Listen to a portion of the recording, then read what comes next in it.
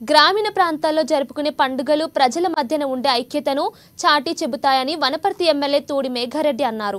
వనపర్తి పట్టణంలోని పాత బజార్, గాంధీనగర్, ఇందిరా కాలనీ, నందిమల్లగడ్డ కాలనీలలో నిర్వహించిన బోనాల పండుగలో ఎమ్మెల్యే పాల్గొని పోచమ్మ తల్లికి ప్రత్యేక పూజలు చేశారు. ఎమ్మెల్యే భక్తులతో పాటు డబ్బు వాయిద్యాలను మోగిస్తూ భక్తులతో మమేకమైపోయారు. ఆలయాలకు సంబంధించిన సమస్యలను గుర్తించి పరిష్కరించుకుందామని ప్రజలకు మేఘారెడ్డి హామీ ఇచ్చారు. ఇక ఈ కార్యక్రమంలో కాంగ్రెస్ పార్టీ నాయకులు, కార్యకర్తలు పలువురు పాల్గొన్నారు.